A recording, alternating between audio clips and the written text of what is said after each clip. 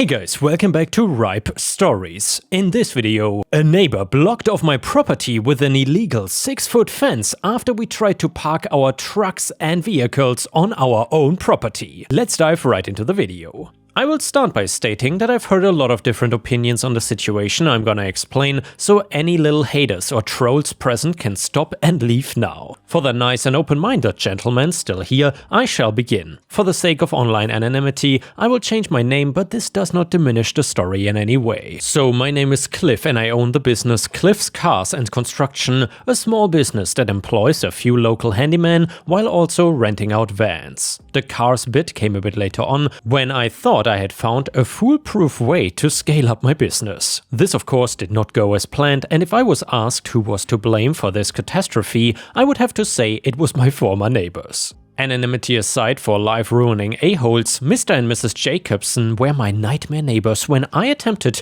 to expand into a van hire. I got a small loan to buy a field next to my house from the local council. It was not farmland or right-of-way, so I didn't think it would affect anyone. As I said, the field was right next door, making it very convenient. Just across from the shared driveway leading from the main road to my neighbor's house. My neighbors themselves lived in a very lavish cottage quite a distance from the main road. Their gardens stretched the odd field or two as well. They always acted better than everyone else, so I avoided contact where possible. Birthday and Christmas cards were excluded. I don't know what the snobs did for money, whether they won the lottery, born into it, or retired early from a get-rich-quick scheme, but they did not strike me as typical good hard-working types. Once I officially had the land, I used the rest of the loan to buy as many vans and cars as I could fit into it. Within a week, the green field was worn down, leaving only mud and dirt that split over onto the adjoining driveway. I was not too bothered about it though, my old truck could easily traverse the bumpy terrain when I needed it to.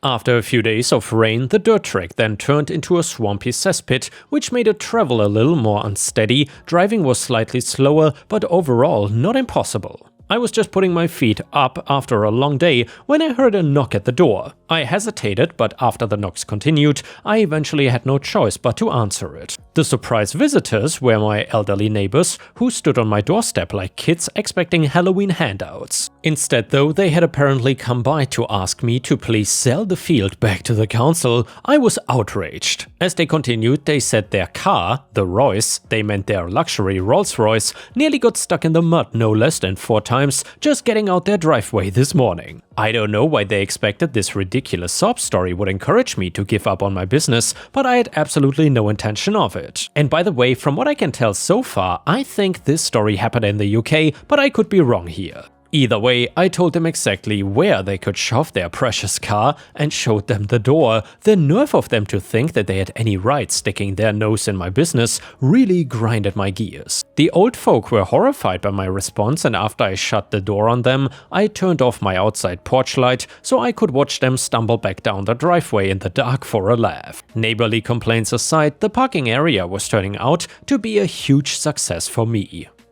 Living in a small but growing village, I quickly found out that there was no shortage of people interested in the vans. It was easy money for barely any hassle. It was a no-brainer really, and with the extra revenue came other tempting ideas to expand into other adjacent fields if I could persuade the council to give them up. The council was reluctant to part with more land, but I reckoned time was on my side here, so I was not stressed about the small road bump in my plan. I decided to keep that to myself for now, knowing that certain neighbors already begrudged me for owning one little field, let alone even more. Speaking of the neighbors, I also noticed that they'd been away for a few days. This was not unusual for them, as they often liked to take cruises and weekend breaks, but would usually ask us to feed their cats. Not that I cared much, but I thought they were being quite childish if they had now decided to fall out with us over a tiny parking area for a few vans. In May, I went to the Construction Expo weekend held down in London with key industry speakers and vast networking opportunities. It was just too big to miss out on. I figured that my business could be put on pause after tying up a few loose ends with the parking. Returning home on Monday, I was excited to put everything I learned into practice and take my business even further, but I was shocked at what I found. Before I even reached home, I could see it. A tall fence now stood along the shared driveway, blocking my access to the fields. I found a note pinned to my front door that told me everything I needed to know.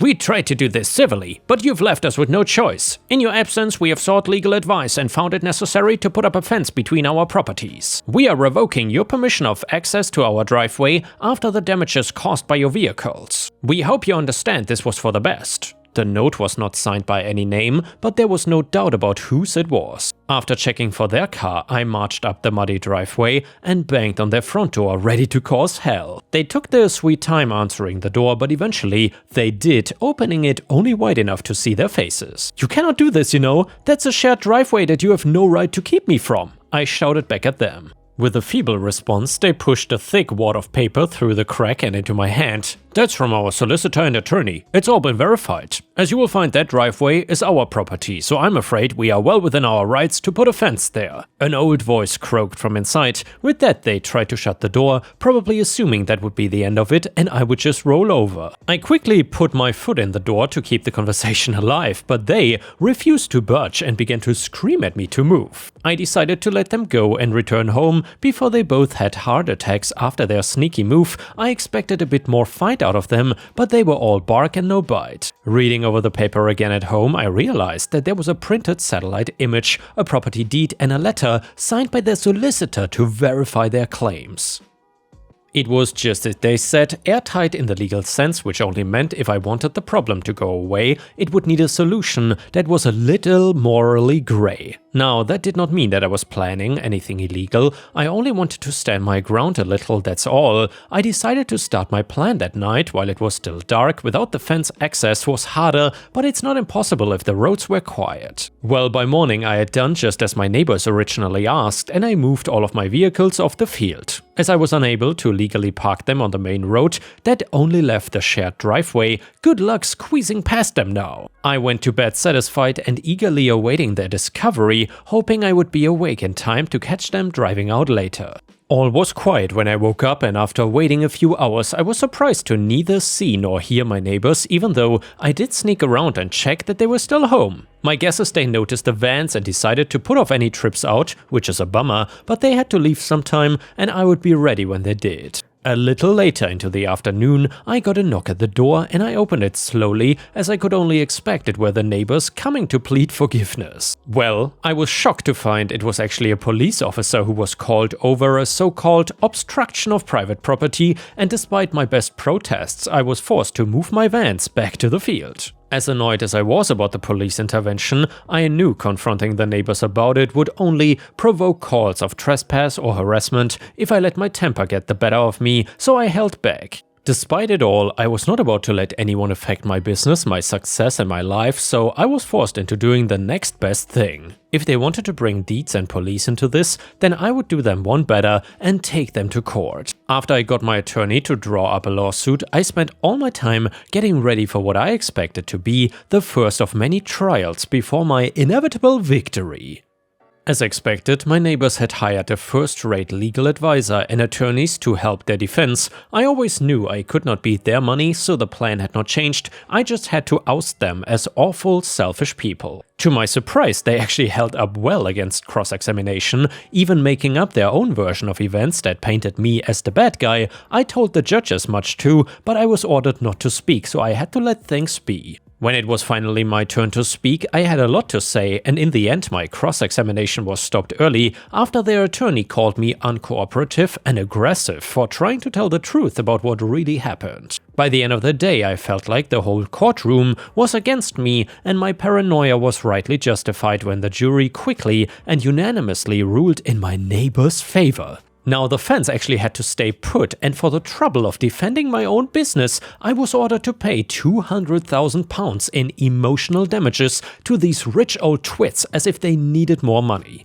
If my neighbors were trying to ruin my life, they had succeeded. After the court case gained some publicity, they managed to sway public opinion by posing as sweet old people, and I of course was the big bad wolf. As you can imagine, this did not help my business, which began to face a flurry of hate mail and bad reviews from anonymous cowards. Wishing to distance themselves from the whole fiasco, the local council also backed out of their deal to sell more fields to me, though they did receive some flack for giving up the land in the first place. I was targeted, victimized, and ran out of the village. After suffering weeks of the abuse, I called it quits, packed up my things, and looked forward to starting a new life very far away. New village, new business, new neighbors, new life, and no, the old neighbors and I don't keep in touch. And the next one is an absolutely brilliant story from r/malicious compliance that you don't want to miss. And by the way, if you've watched until here, please don't forget to subscribe to the channel so I can feed my cats. So I got hired as a line cook when I got out of culinary school. It was a big hotel chain. I got hired for the day-to-day work, and we had 8 other line cooks and a head chef who was always bragging about his workload and how he spared us from the paper monster. The head chef was, for a better word, absent from the kitchen floor and basically a pencil pusher. He did the ordering, the HACCP lists, whatever that means, not sure, stocking, timesheets, rosters, schedules, communication with HR, GM, F&B, and he made the menus. For the most part, the work paid okay and there was not much hassle. Thing was, the menu we had to cook were outdated and very uninspiring. Like, think about the cookbooks from 70 years ago, uninspiring. At some point we, as a kitchen team, were done with that and we requested that we make the menus. Head chef, for some reason, was happy to oblige. So now comes the kicker. We had after 4 hours menu with simple meals, BLT, pizza, salad, soup, fries, hamburgers. For some reason, corporate decided that the after-hours menu had to go and be replaced by the normal day-to-day menu. This led to the following situation: almost nobody ordered food during the night shift. It turns out when people come to a hotel late, they are either too tired or too drunk to eat a meal that takes around 15 minutes to serve, or are in no mood for a sautéed salmon in white wine sauce. This went on for like a year, and corporate saw the nosedive in the night shift revenue across the board, and they made the only logical decision to combat this problem. Meaning, fire all night shift line cooks or relocate them to other hotels if they couldn't be fired. Of course, the after-hours menu was not changed, nor was it removed. No, instead it meant the shift had to be picked up by another. So this is where the tale really started. So I worked there for about 2 years and I got in some trouble with the head chef. We did not see eye to eye. This led to the following situation. I had to pick up almost every night shift. I would come in at 4 in the afternoon and leave around 5 in the morning. I worked 40 hours on paper, but in reality, I worked around 50-ish. I did not mind as overtime was paid out, and me, as a 21-year-old, could do a lot with the paid out overtime. The thing was, it was so boring. In the beginning, I cleaned the kitchen, checked the walk-ins for spoiled goods, set up a part of the breakfast, and did some minor paperwork. After about 3 weeks, I ran out of work to do. Every 2 or 3 days I could clean something or check the fridges, but what first took an hour now took like 10 to 15 minutes. So I did the logical thing and started reading books, watching Netflix, talked to the night manager, starting to experiment with new recipes and hanging out with the interns. Basically, I was effing around on company time, so after a while I got called into the office of the GM. I got a verbal reprimand for slacking. When I asked him why, he told me that someone told him what I did during night shift. So I of course explained to him what I did and that in between these hours I had little to do. This led to a discussion between corporate, GM and my union about what I could do and could not do within the position I was hired for, but that's a story for another time. At the end of this whole ordeal, I was tasked with kitchen paperwork and the chef just unloaded his whole workload on me, telling me to get to work and that the time for slacking was over. He said this all smirk and apparently he was assuming I would not finish this or I would come begging for help. I had to do timesheets, order produce and answer emails. The chef was always bragging about the work and that it took a whole week to do. Well, after one look I knew he was not familiar with computers and the various programs he had to work with. Within a month I had figured out that our time management system could be linked to our payroll system, and I only had to check if the breaks were logged correctly, hit the sync button and place a request for validation by the GM and HR. The same went for our ordering software. I could upload a produce list and order from an iPad while walking around to the different walk-ins and freezers, or I also combined this with the 2-day spoil check. Within 2 months or so, I found out that the work schedule sheet could be copied to another week, and with another software link, I could sync our HR app so it would automatically generate a warning when someone was on leave or vacation. It took me 2 night shifts to do all of the above, and the other 3 I could slack. Due to this, the chef had nothing to do in the office and in turn was slacking. He had nothing to do during the day but to sit around in his office. After about 2 months, somebody slipped this info to the GM. After that, chef had to work in the kitchen and his 9 to 5 changed. He had to do breakfast shifts as he failed to do line cook work. He was stuck 30 years back when sticking everything in jelly was a trend. Soon after this, corporate got wind of this great innovation and asked our chef to document this all and send this over to them. When I left the company due to other reasons, corporate were contemplating cutting the head chef's position and making the F&B manager responsible for the kitchen. Either way, the next one is an Am I the Jerk story. I, 25 male, live in my family's cottage, which I was given ownership of. The cottage itself is a waterfront property facing a medium-sized lake. My family has been living here for generations as my great-grandpa originally bought it before passing it down, eventually leading to me. My neighbors are a different story as many of the people I have known since childhood have moved out. The houses that my neighbors once had been torn down and replaced with designer-style homes. With the construction of these homes came new neighbors and an HOA of which I'm not a member. My problem started with my next door neighbor Sophie, female 50 to 60, overfishing. One day after doing some canoe fishing, I was approached by Sophie on my beach. She started asking if it was legal to fish on the lake, to which I said it was as long as you pay the $25 per year license. After that, I said that I had to go as I had caught some fish and I wanted to start processing them for dinner, as it was getting late. After our conversation, I did not hear from her for over 2 weeks. My encounter with her this time was not in person, but through a letter. In this letter, she wrote about how dangerous fishing is to the environment and why I should stop. In response, I chose to simply chuck it in my recycling bin and ignore her as it was not worth my time. My most recent encounter was 2 days ago while I had some friends over. It was in the afternoon when I had ran back into the house for some more beers along with one of my friends. While grabbing the drinks, we heard a knock at the door. When I answered the door, it was Sophie and she had another letter. Before handing the letter, she said that she had tried to be diplomatic and now she has had enough and has a letter from the HOA. Admittedly, I was a bit tipsy at the time and in response I laughed and called her stupid for believing the HOA can do anything before closing the door on her. After sobering up, I feel conflicted. On one hand, I feel that I was justified in my actions because my fishing is none of her business. On the other hand, I feel that I could have dealt with her in a more tactful way. So, Reddit, am I the a-hole? And yeah, Ripe Stars, let me know what you think about this in the comments. Do you think that OP is the a-hole or not? Comment number 1 said, not the a-hole, she is bordering on harassment. Not only that, but I'm sure she is lying as the HOA knows you are not a member, which would mean they cannot do anything. Not only that, an HOA cannot control how often and where you fish. This woman is the reason a vast majority of Americans refuse to live in an area with an HOA. Comment number 2, not the a-hole. This reminds me of a situation experienced by my friend who lived and worked on a farm that has been in his family for multi-generations. Over time, surrounding land got developed into luxury subdivisions and the new neighbors who paid top dollar for pastoral homes fussed and complained about the sounds and smells of the animals on his farm. And now we will continue with the next one. This one is a revenge story and it starts like this.